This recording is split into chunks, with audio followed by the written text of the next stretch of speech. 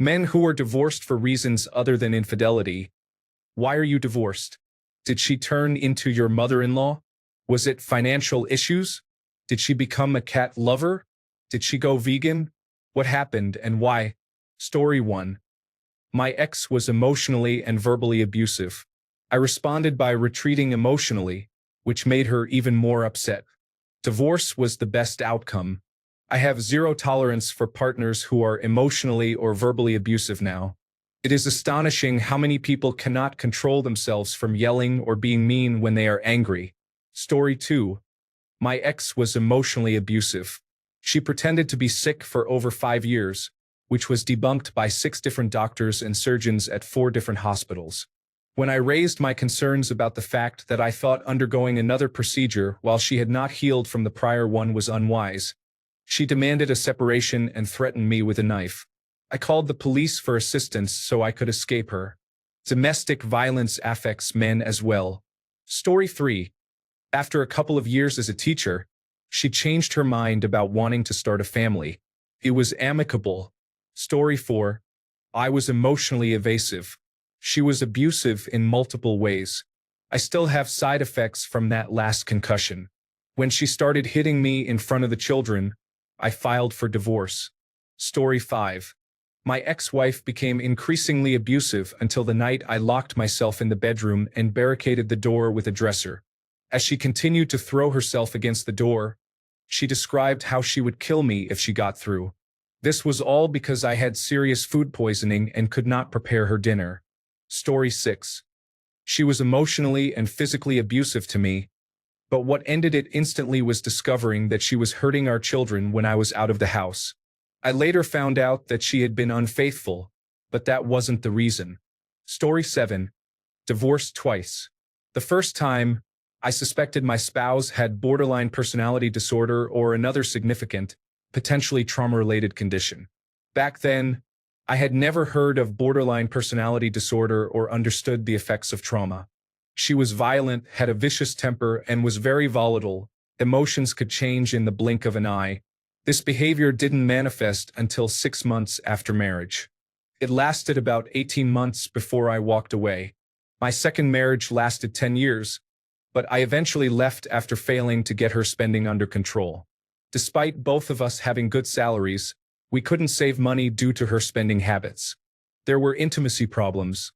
By the end, I slept at the other end of the house, which she thought was fine. There was also a lack of support for my career while I supported hers, and once again, her temper ultimately pushed me to leave. I suspected she had some narcissistic traits and didn't handle my success well when she wasn't doing as well. She was also unwilling to work on the relationship. I sought therapy after contemplating self-harm but realized that I wasn't depressed. I was just in a terrible situation. I married a 3rd time, and I couldn't be happier. My wife is the sweetest person I know. Funny, cute, super supportive, and generous. Everything the first 2 were not. The lesson.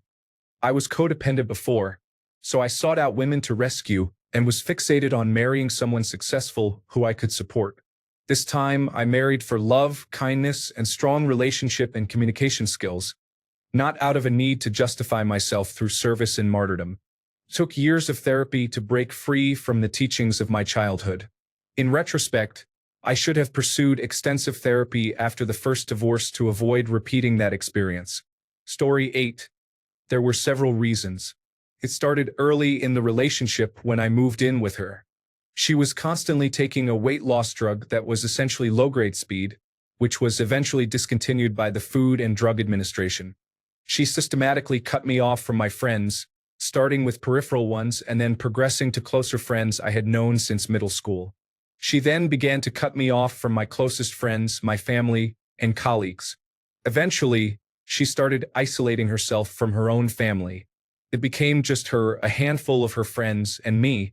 Throughout this time, she was gaslighting me, convincing me that this was typical behavior in close relationships. She created chaos and drama wherever she worked, getting supervisors fired by forming cliques with coworkers and making petty complaints to human resources about anyone she disliked. Every night she launched into a tirade about how everyone at her workplace was against her, and these rants would last for hours. Early in the relationship, she convinced me to share a bank account with her, leading us into a serious debt situation where we paid the minimum on 6 credit cards each month. We were perpetually in a desperate financial situation, always on the verge of losing her house. 3 years into the marriage and 6 years into our relationship, she lost her house and had to sell it. Her mother had helped her make a substantial down payment, and after we paid her back, we were left with around $10,000. While living in a rental, she squandered the $10,000 over one summer by paying a friend to mow our lawn, which we could have done ourselves. We were still financially struggling, even though our rent was half the mortgage of her house. After our communication and relationship deteriorated to the point where I was sleeping on the couch for a month, she asked me to leave. I drove away from our house that morning with nothing but the clothes I was wearing. It was the most liberating feeling ever. Story 9. She was an abusive liar. After a year of dating, she maintained a complete facade of friendliness and agreeability. She knew I hated divorce and never wanted to go through it. So once we were married, she let the mask fall. She would slap me, punch me, and more. I was big, which she seemed to think made it okay. She was verbally abusive and cruel in ways I didn't think people could be. Through all of it, I would have stuck it out if she had been a good mother to our child. But she wasn't. She was neglectful and uninterested, and while I gave her time to adjust for postpartum challenges, she never bonded with our baby in any real motherly way. Being an almost absent mother, an abusive bully, and isolating me from love and support by driving away my friends and family was too much. She would wake up in the mornings, and even though I worked nights, she insisted that I get up too so she could treat someone horribly before work. After I had to sit there reflecting on the horrible things she said before leaving, she would call to offer a half-hearted apology that still basically blamed me for everything. I finally had enough. I told her I no longer loved her and that we needed to get a divorce. I refused to live a life of misery just so she could have a target for her abuse. We tried counseling, but by the time we started, I was so angry and disappointed that there seemed little point. She was willing to do anything by then, but the levels of neglect I had to endure to get her to try were too much. I couldn't even look at her, and she was such a liar that I didn't trust anything she said after reaching the point of no return. Although therapy did help me personally, I felt a lot of guilt for giving up. I felt like I had failed my child because she would have to grow up in a broken home. Once it was all over, I tried to maintain a positive attitude for co-parenting. But I later learned that while I lived up to my end of the bargain and never spoke badly about her in front of our child, she was not as generous. She would criticize me, criticize my mother, and run down anyone she could to try to turn our child against me. It didn't work, though. My child was too perceptive and recognized who was kind and accepting and who loved her completely, as opposed to the one who didn't want to lose. This ultimately backfired on her. Eventually, my child couldn't tolerate the negative comments about her family and cut ties with her biological mother. As far as I know, she hasn't seen or talked to her in over a decade. When my child came out as gay, my ex-wife had the nerve to say, "Why don't you try being normal first?" That still infuriates me. Being gay doesn't mean she's broken or abnormal. I've paid thousands in therapy bills for our child over that. I'm happy to do anything for my baby, even though she's nearly 30. Story 10. She was unemployed when we met. I took care of her during law school. She made the right friends and took the right steps.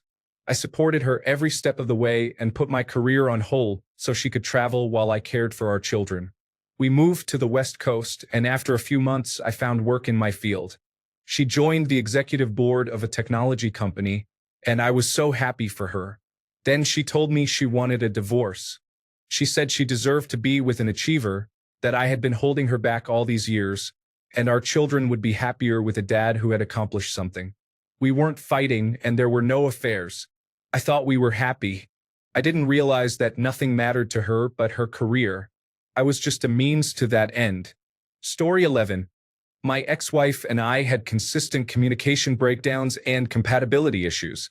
Both of us needed a chance to find someone who could provide the other with the necessary communication and affection in a relationship, so divorce was the answer.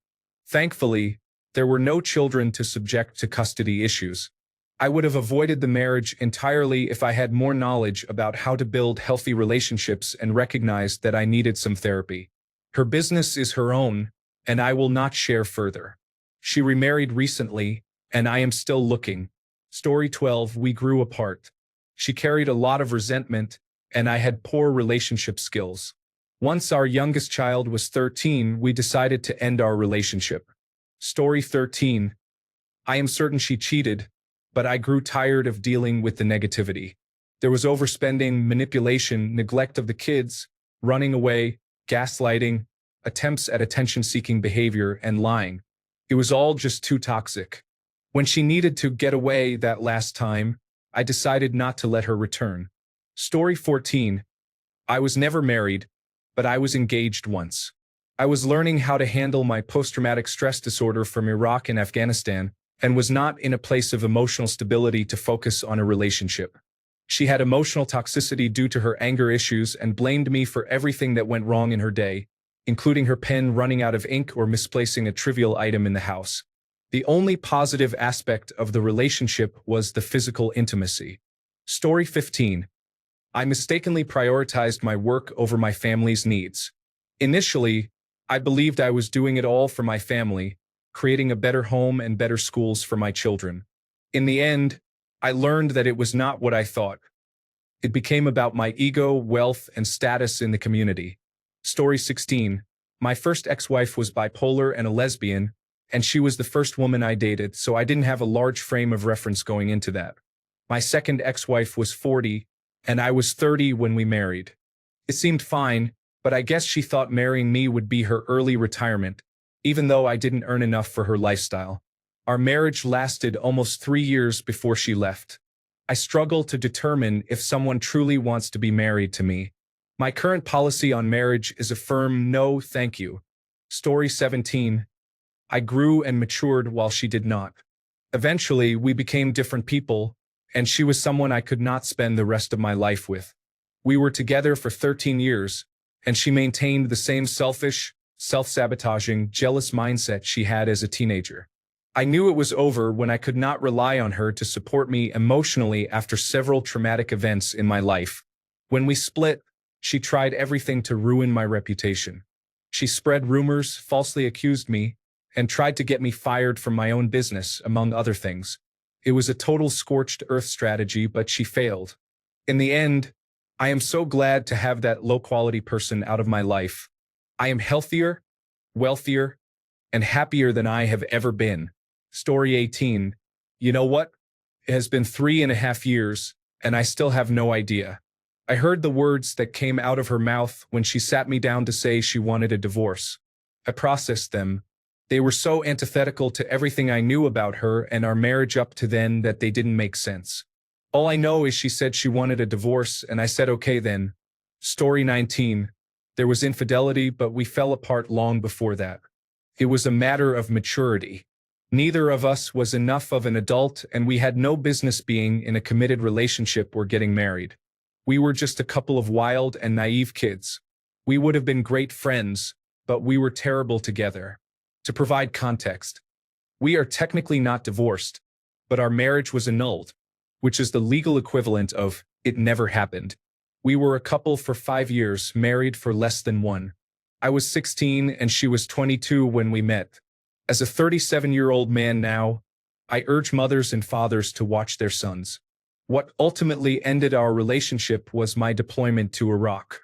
However, it was a relationship that never should have been. Story 20. Not divorced, but I know some who are, and one told me why. He said she began withholding intimacy, became defensive every time he brought it up to talk about it, and that affected the entire relationship, leading to its decline. After many years, he felt ready to cheat, but he didn't want to. He decided to try one last time to discuss the issue, and she reacted very negatively, threatening him with divorce. He called her bluff and ended the marriage. Story 21. I was married to my first wife for 23 years. I was 20 and she was 28. She had 3 children from her previous marriage when we got married. The children were 6, 7, and 8 at the time. Their father never provided any financial support. I served in the military and we were frequently in debt.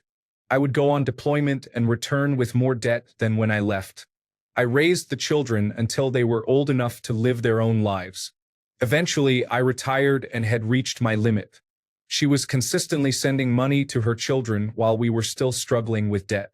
So I decided to get a divorce. Story 22. She was a lesbian and married me because she was in denial. Intimacy in the marriage was difficult to achieve. Her denial included blaming me for every problem we faced, which was emotionally abusive. She showed no personal accountability and was completely unwilling to reflect on herself. She had an affair with and left for her female counselor. Thank goodness. Story 23. My ex had undiagnosed and untreated bipolar disorder, which always caused problems but escalated 4 years ago when she started experiencing intense delusions. She insisted that she was under surveillance and that all her friends, colleagues, and eventually her family members were involved. Felt like I was living in a movie. I had to get myself and our daughter out of that environment. Fortunately, she agreed that I should have full custody because she wanted to be free to travel and claim asylum in another country. She received treatment and improved, moved closer to us, relapsed, and is currently back in treatment with her family in another country. They are trying to keep her there indefinitely because they know she cannot care for herself anymore and because they want me to be able to focus on raising their sole grandchild. In any case, I am fortunate to have my family's support, and my children are doing well, so I am grateful, but it has been a difficult 4 years. Story 24. She told me she was incapable of being a nice person, that being mean and unpleasant was just who she was, and asking her to change to be nicer to me was asking her to change her whole personality. Story 25. Married too young. Neither of us was mature enough. We had a baby, and things got worse between us, leading to constant arguing and bickering. We weren't mature enough to communicate and resolve our issues. We didn't want our son to grow up in an environment filled with yelling matches, so we decided to separate for his sake. We remained civil to each other, and there were no courts or lawyers involved. I pay child support, and she shares the cost of airfare for our son to visit me during school holidays. It has been 12 years. Story 26. She fell out of love with me. I forgot to make her my priority, choosing to spend a lot of time alone instead of together. It is approaching 2 years. I still regret not being a better man for her. Story 27. Because she forgot about me, I was pushed to the side to accommodate her new hobbies and interests. I asked for time and was met with strong opposition. I tried to voice my own concerns about how everything was consuming her and was again met with opposition until someone else told her it was unhealthy. I was forgotten, so I left. Story 28.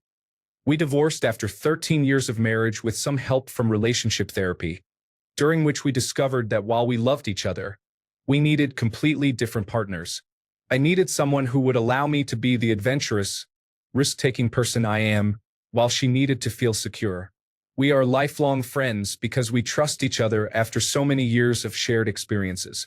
In the 30 years since the divorce, she has moved politically from the center to the right, and I have moved from the center to the left, so we avoid those topics out of respect for one another. We both feel we are lucky. Story 29. She was very similar to her mother. Ironically, she would complain about her yet act just like her. It was a one-sided relationship. Her needs and importance always came first. Mine never mattered unless it was accompanied by significant complaining and resentment. However, I also made mistakes and said unkind things. Even though I was hurt, I played a part in it and didn't always handle things properly. Story 30. Borderline personality disorder. Walking on eggshells is a difficult way to live, along with poor sexual alignment. Story 31. She came out as a lesbian. Things made a lot of sense and it was amicable. We are still close and co-parent well. Story 32. Reading all the comments about abuse reminded me of a study that said the vast majority of non-reciprocal domestic abuse is perpetrated by women. Story 33. I have remarried, but I got divorced when I was younger because I wasn't successful. Now I am doing fine. Story 34. My ex was emotionally and financially abusive. Once my therapist helped me address my issues, I realized it wasn't my responsibility to keep us together, and things instantly fell apart. Story 35. I can admit this now, but I couldn't all those years ago. It was mostly my fault. I was trying to be someone I thought everyone else wanted me to be. Somewhere inside me, I knew it wasn't the right path, and that manifested in me being unkind.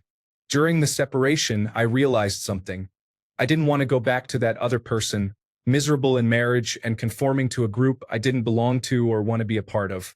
So we agreed to divorce. I later met someone who changed my life in a very positive way. She is my best friend and has helped me become the man I've always dreamed of being. Story 36. We started the relationship as very different people, and it was enjoyable because of our hobbies and interests rather than our values and attitudes.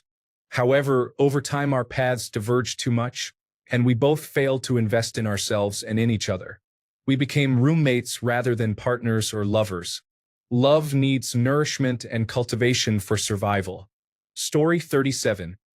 Verbally and emotionally abusive, she kept our son to herself.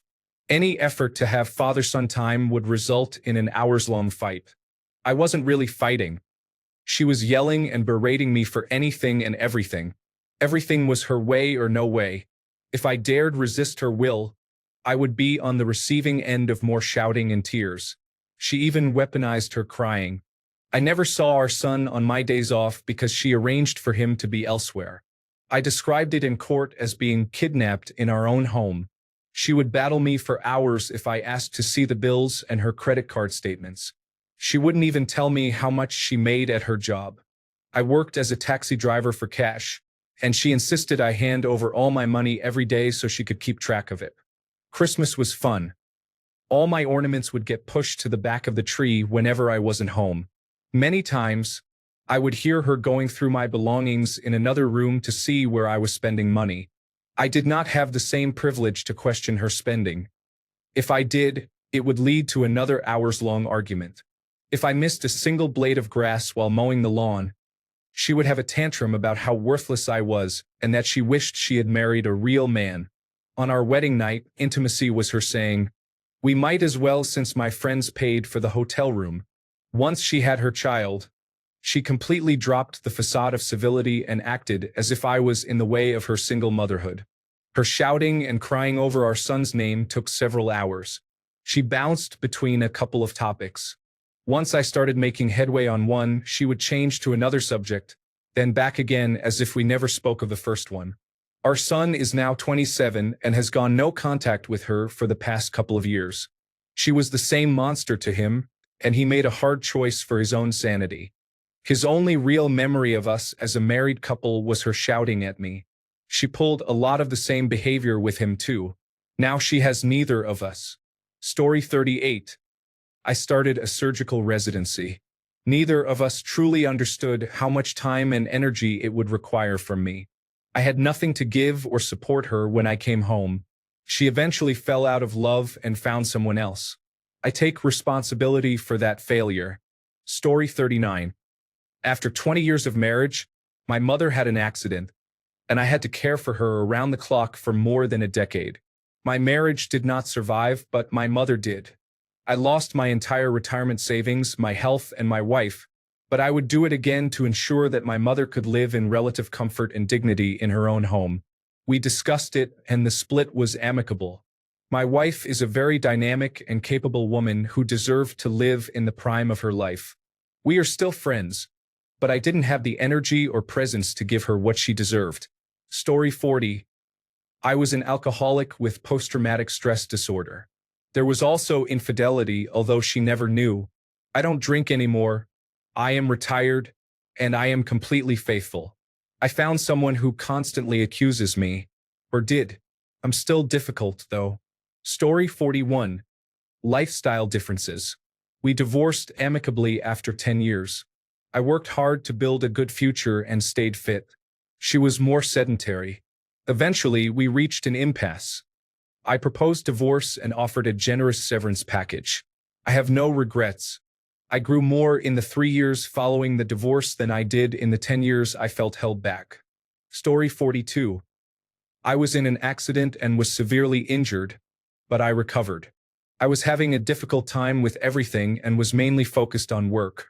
One day, she told me she wasn't happy and had already paid for an apartment. The following week, she took every penny I had ever saved. Story 43. My ex-wife was difficult to live with. For example, she had rigid expectations for how her birthday and Mother's Day should be celebrated every year. For her birthday, she wanted a mug with the kid's picture on it and expected effort put into the day. One year, there was a delay with the store, so the mug wasn't ready. I had prepared other gifts and intended to let her know the mug was ordered. However, before I could tell her, she became extremely upset, ruining the day. The kids were in tears, and we didn't even have cake. Since then, there have been several occasions when the kids returned to me from her house in tears because they felt they didn't celebrate Mother's Day correctly. It was tough. Additionally, she was unfaithful during our marriage. Story 44. She caused me a lot of trouble. Whenever I went out, I would get a phone call saying something was wrong and I had to go home. She refused to work and to this day has never worked a day in her life. She is approaching 50 years old. Considering she didn't work, she did very little housework, and the house was a mess. Story 45. We were both alcoholics and needed therapy. I got therapy and cut back. She lied to me about owning her childhood home and that it was move-in ready to be closer to her mom. I told her that I didn't want to do that at all, but one of our major fights happened when we were around her mom. I told her that in 2 years we would be divorced. My ex said she wouldn't let that happen, and she knew what to look out for when talking to her mom. I found out her mother was a hoarder in both her current home and the childhood home, as well as their vacation trailer.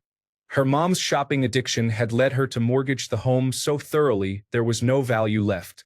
My ex then hit a newly formed cocaine habit, totaled her brand new car, and got laid off during COVID-19, doing nothing for months. Right after starting a new job, I got laid off due to COVID-19 as well. I renovated the living room and hallway by removing 20-year-old wallpaper and carpet and laying down new flooring myself. 1 week, she became distant. I thought she was just stressed because we both worked in restaurants during COVID-19. The next week, we finally addressed it, and she claimed I knew it was coming, even though 2 weeks earlier we were discussing kids and vacations. She called it off, refusing to even talk about counseling or therapy, which she had still refused to do. She was right, though. It wasn't 2 years. It was 23 months. I got the dog, lost 20 pounds, have a better job, and quit drinking. She gained 30 pounds, is still living in her mother's dilapidated house that is still 50% hoarded, and has already had to replace her replacement car. Story 46. My ex is a narcissist and blamed me for everything. I wasn't able to defend myself verbally as I needed to find a balance between being easygoing and fully upset. I haven't been in a relationship since my divorce 17 years ago, so I'm unsure if I've developed better argumentation skills. I believe I have. I know I wasn't perfect, but I also recognize that I was only part of the situation. This was in addition to the cheating. Story 47.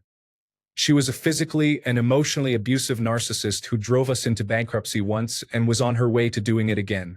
Story 48. She was emotionally abusive and almost pushed me to the point of suicide because she refused to contribute to household chores or be a partner. Had she not filed, I might have taken that step. Story 49. My ex-wife developed alcoholism as a result of post-traumatic stress disorder. She encountered ongoing legal issues, including driving under the influence, and was unwilling to seek help. Eventually, this led to her becoming physically abusive. Story 50. My ex-wife started a degree in psychology, and all of a sudden, everything needed therapy to be resolved.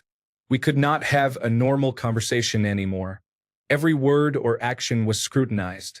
She was very sensitive, and if anything went wrong during the day, she needed to recharge with a movie marathon and do nothing for hours. If her boss raised his voice at her at work, it would throw her whole nervous system off balance, leaving her on edge and needing me to hold and comfort her all night. She is 30 years old and behaves like she is about 11. Story 51. A decade of financial misconduct. Unable to save. We couldn't succeed because the money had to be spent immediately, and I had to earn it all and keep making more. Story 52. My ex-wife was financially irresponsible to the point of us almost being homeless. She also forged my name on a loan that still affects me to this day. 10 years later, I am a homeowner, have some retirement savings, a decent nest egg, and she is still living paycheck to paycheck and in arrears on child support. I made the right decision. Story 53. Despite 10 incredible years together, we had kids and stopped being a couple. We became full-time parents and never made time for ourselves. I kept asking my former partner for date nights or time together. I requested multiple times each year for us to get away without the kids, but it never happened. In the 5 years after our first child was born, my former partner never spent a single night away from the children. Intimacy faded, resentment grew, and we ended up miserable. Story 54. We could not agree on how to discipline our children. She would constantly criticize the kids and never provide consequences. Then, when she had enough, she would come to me. For years, I told her that she was enabling their behavior, and they would continue to misbehave because there was no reason not to. As soon as I moved out, I established expectations and clear consequences. It was tough for a few weeks, but I haven't had any issues since. She now tries to say that it's because they are scared of me. I don't hit my kids, so they are not afraid of me. They are afraid of the consequences of their actions. Story 55. This is a long story, but it is an interesting one. I wanted children. She didn't. That in itself wouldn't have ended our relationship, as we had been together for 17 years. We met in college and were deeply in love immediately. We often talked about having children, but she basically misled me for 15 of those years, hoping she would change her mind. Then one day, she broke down and said that, under no circumstances, did she want a family. I replied that I wouldn't force her to have children, but given that she was in her early 30s, she could still change her mind. Most people do. I compromised, saying I wouldn't pressure her about children, and I was not leaving because I loved her so much. So we decided to ignore the issue and just go about our lives to see what happens. I essentially gave up on my hopes of having a family, which was my only non-negotiable aspect of our relationship. It was the only thing I wanted. Everything else I prioritized her needs over mine. This lasted a few months. Then one day, it was like she lost her mind. She announced that she was getting sterilized and that I had no say in the matter. In her early 30s, she was removing even the slightest chance of changing her mind in the future. Not only did she fail to discuss it with me, but she also said I had no right to an opinion since it was her body. Given that we were married and she knew how much I wanted kids, it seemed a bit selfish to take such a stance. It wasn't as if this decision didn't hugely impact my life too. I don't disagree that it is her body, but I strongly believe that if a decision affects your partner, it should be discussed. It's not merely a piercing we are talking about. It's the entire concept of having children. So she went ahead with that. I still didn't leave. I realized she must have been scared, so I approached the situation with empathy. I tried to understand her reasons and sought to find a compromise. In the end, I completely gave up. I agreed to no kids but wanted to address other aspects of our life that I disliked. She agreed, but when I mentioned them, she rejected every suggestion, even small ones. She could state we weren't having kids, which I had to accept, but when I suggested moving houses, she called me unreasonable. Then we separated for a bit to work things out. During that time, she went on holiday with her family and invited her male colleague, whom she insisted was just a friend. She then tried to take a significant amount of money from me regarding the house. The troubling part is that, throughout it all, she truly believed she was the victim. How dare I not just accept everything she demanded? How dare I leave her? How dare I accuse her of cheating? How dare I have my own desires in the relationship? It was honestly completely and utterly insane. I was with her for nearly 20 years, and it felt like I was only now seeing her true self. Truthfully, I believe she had already lined up her colleague as a backup, which allowed her to try to manipulate me into complying with her demands while having a fallback plan. She weaponized feminism, manipulated me in a narcissistic manner, and drove every step without offering any compromise. Still, she was convinced I was the bad guy. Throughout all this, I spoke to a therapist to ensure I was receiving a second opinion. She refused to consult a professional altogether. We were together from the age of 16 for 17 years. I prioritized her over my career, family, and friends, giving her everything I could. And now she is with someone else. I regret my career, which I compromised for her, and I still have no children. I couldn't care less if she died tomorrow, but I do greatly regret the time I wasted on her. Not because she didn't want children. I had already agreed to that, but because she demanded I sacrifice everything for her while expecting nothing in return. That was over 2 years ago, and I've been contemplating ending it since. I'm almost 37. Having children is no longer an option for me, and I'm too old to start in a career I truly wanted. What truly hurt, though, is that I lost all my nieces and nephews. They were all from her side. Some were teenagers that I held as newborns. I loved those kids like my own, and now they are gone too. She took a huge family I had been part of for 17 years and used it as leverage to make me give in to her demands. All I had to do was give up on the one thing in life I really wanted. So at this point, life just didn't work out for me. I've become an example of what happens when it goes wrong. I have a girlfriend, and she is great, but everything else in my life feels unbearable. And I'm surprised I'm still alive. If I make it to 40, I'll be surprised. It's taking a lot of therapy to get through this. Story 56.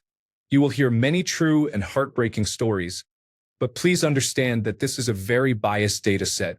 I doubt that many men who were at fault will share their stories here. Story 57.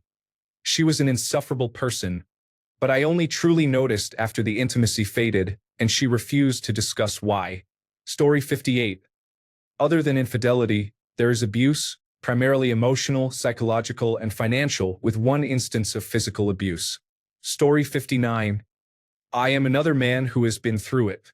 3 years later, I got re-engaged, and 2 weeks afterward, I received a restraining order. No one listened. Story 60. Mental, emotional, and physical abuse by someone who appears to be the nicest person. Story 61. After 10 years together and 2 young children, it turned out that she was more into women than I was, and that eventually became an insurmountable problem. It wasn't the only issue. We also struggled to align philosophically and practically as new parents, which resulted in constant conflict that we had never experienced before in our marriage or friendship. Parenting is difficult, and it becomes even harder when you are often in disagreement about how to do it. We are in a much better place as collaborative co-parents and friends now. Despite the divorce, we still manage to be very supportive of each other and spend a lot of time together with the children. It's not a perfect solution, but it has worked for us. I found a partner who makes me feel good about myself and is willing to work through the challenges of collaborating closely with my ex. My ex has yet to find someone serious to partner with, but we have high hopes for her. Story 62. She was exceptional in appearance, had a genius IQ, and was a well-respected pediatrician and epidemiologist. She was also a perfectionist and very controlling. Story 63. Our daughter was stillborn. In the trauma, she turned on me. I have never encountered so much venom and hatred in a person before, especially from someone who had been so sweet and loving. She hurt me in every way she knew I was emotionally vulnerable. She made choices based on what would hurt me the most. When she finally left, the world felt better. I ended up needing to go into therapy to cope with losing my daughter and everything related to my wife. My therapist believed she probably blamed herself for the stillbirth and projected that onto me. After that, hurting me became a way for her to strike back against the stillbirth. I do not know if that is true. It merely explains the situation. It does not justify it, even if it is accurate. Story 64. The relentless put-downs, degradation, and hopelessness weighed heavily on me. I knew she was going to take my kids because she would threaten me all the time. She would throw heavy objects at me, call me names, and scream. Doing this in front of my kids was not a problem for her. My despair was so intense that I tried to take my life. That was the first separation.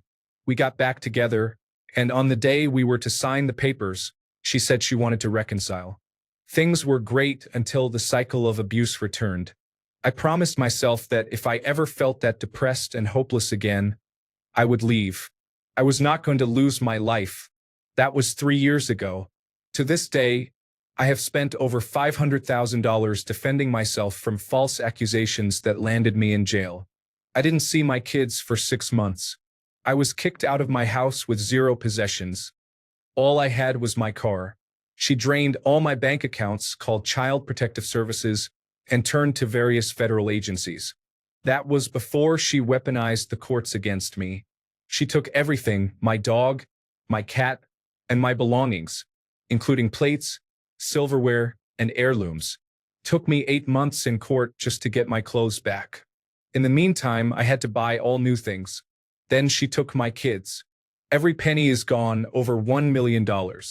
I went from making almost $300,000 to $400,000 a year to $50,000 after all my interest-bearing savings were depleted. I now pay her $60,000 a year, leaving me with only $4,000 a month to live on. I still don't see my kids, and she tries to take them and move out of state at every opportunity. I struggle with severe depression and panic attacks and have very little hope for life, experiencing suicidal thoughts constantly. I wish I had never met her. It was the worst decision ever. She will never stop. Story 65. She just didn't try for nearly a decade.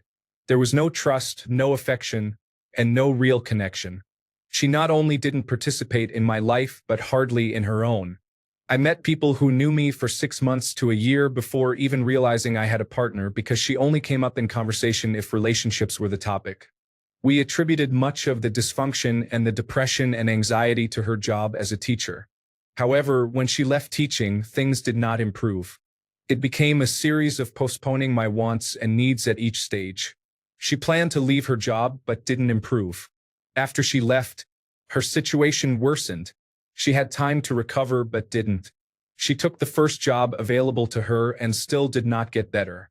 After managing every date arrangement, I finally left the ball in her court. It took her 3 months to plan a date, and she messed it up, taking the idea from me but only managing to schedule it over a month later. In the last 6 months, she became scared of losing me and worried about my health due to a series of serious medical issues. Finally, she made some effort, but it turned out to be far too little, too late. It hurt that she was capable of the effort yet chose not to care enough to try. I felt that I wasn't worth trying for, trusting, or caring about. I couldn't reignite those feelings. I couldn't envision a future with her. I couldn't shake the idea that she would slip back into indifference the moment she felt relaxed. Story 66. A friend of mine got divorced because his ex-wife was emotionally manipulative and abusive. They met with a marriage counselor when he lived in San Francisco, and the counselor told him in their 3rd or 4th session that he was in a very abusive relationship, the worst case of emotional manipulation and neglect by a spouse. Around this time, he started questioning his own sanity and why things always seemed off. When the counselor said that, it opened the floodgates for him. They worked hard on the marriage to address the generational abuse until one day she decided he was the problem after a trip to her family, and then submitted divorce papers against him without his knowledge.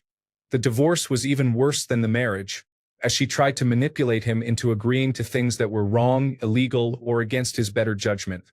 Even the judge presiding over the case yelled at her lawyer and threatened an injunction against him. Her lawyer withdrew, and she had to get a new one, delaying the proceedings. It took 2 years for the divorce to finalize, and she continues to violate the restraining order against her, acting as if they are still a couple. He has another case against her and is seeking sole custody of their child, but Colorado makes it difficult unless there is evidence of abuse and neglect, which he has. She is on her 3rd or 4th law firm at this point. Not surprisingly, he is done with dating. Story 67. My ex had mental health issues. I tried for years to make our relationship work and to get her help. It all came to a head when I told her she needed to seek help or our relationship would end. She then went to a women's resource center and fabricated a story about abuse, resulting in a restraining order against me and my eviction from my home for 9 months. She did this to teach me a lesson. I filed legal papers that week. Story 68. When we found out that we couldn't have children, she quickly lost interest in the marriage. With fertility, it's one thing if one partner has an infertility challenge. But when both partners have issues, which was our situation, the chances were very slim, and we saw multiple fertility specialists in various clinics. She was nearing 40 and blamed me, convinced that if she had married someone with healthier sperm, she would have succeeded, even though multiple doctors told her that her own chances were very low. She refused to let go of her notion that I had wasted her last few years. Every time we tried a new procedure, she would say, "If this doesn't work, we'll get divorced." She constantly threatened to leave me. Then one day, one of our yelling fights escalated into her hitting me. I had enough and filed for divorce. This was 20 years ago. A few years later, I remarried someone who didn't care about my sperm count. We used donor sperm in the end and have 2 wonderful kids. I have not spoken to my ex since we separated in 2005. I blocked her on my phone and all social media, and we have no mutual friends at this point. I have no idea where she is or what she is doing. Story 69. I don't want to write a short story. I got tired of her behavior. I discovered during the divorce that she was unfaithful, but by that point, it was just icing on the cake. Story 70. Lack of support, gaslighting, excessive spending, and verbal aggression have characterized our relationship. There were 2 instances of emotional infidelity, once involving sexting many years ago and another attempt to seduce a younger man. Each time I managed the pain. All of this occurred over the last 10 years out of the 20 we've been together. Story 71. Emotional and verbal abuse escalated into physical abuse, accompanied by provocation to take physical action against her, which thankfully never succeeded. I stayed for several years, enduring it to try to do the right thing for the children. However, the stress and fatigue, along with disrupted sleep, resulted in a heart attack that I fortunately survived. I had to admit to myself that I couldn't be a father to my children if I was dead, and I knew I couldn't put them through that. At that point, I had tried everything I could think of to convey to her that things needed to change. She refused relationship counseling and mental health therapy, and whenever I attempted to discuss turning things around, she would explode in anger for hours. I realized I had no choices left but to remove myself from the situation. Thankfully, after some initial difficulties, I still have a good relationship and contact with my children. They understand that I love them deeply and always will, even though I can no longer live under the same roof as their mother. Story 72. She couldn't hold a job and had no sense of financial responsibility, to the point that I almost lost my house.